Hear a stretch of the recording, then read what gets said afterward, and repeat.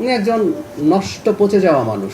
Bangladesh cricket দলের তারকা allrounder ও সাবেক সংসদ সদস্য সাকিব আল হাসানকে এভাবেই নষ্ট পচে যাওয়া মানুষ বলে মন্তব্য করলেন প্রধানমন্ত্রীর তথ্য ও সম্প্রচার উপদেষ্টা জায়েদুর রহমান।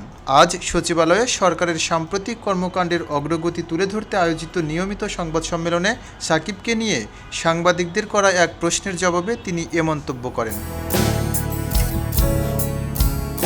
সাকিব আল হাসানের দেশে ফেরা ও তার নিরাপত্তা নিয়ে এক প্রশ্নের জবাবে জায়েদুর রহমান বলেন, সাকিব দেশে ফিরলে সরকার তার নিরাপত্তা নিশ্চিত করবে, তবে তার বিরুদ্ধে থাকা অভিযোগগুলোও তাকে আইনি প্রক্রিয়ায় মোকাবেলা করতে হবে বলে জানান তিনি।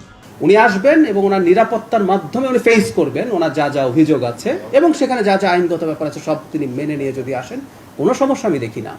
দেশের বাইরে থেকে বিভিন্ন বক্তব্য দিয়ে সরকারকে কিছুটা চাপে ফেলতে সাকিব আল হাসান প্রোপাগান্ডা ছড়ানোর চেষ্টা করছেন বলেও এ সময় অভিযোগ করেন প্রধানমন্ত্রীর এই উপদেষ্টা। এই প্রত্যেকটা কথা আসলে আমাদের এই সরকারের বিরুদ্ধে প্রোপাগান্ডা।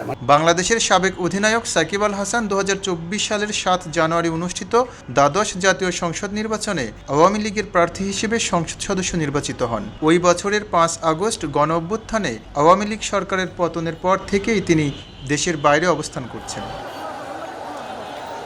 খবরের কাগজ, নিখাত, নির্ভীক, নিরপেক্ষ।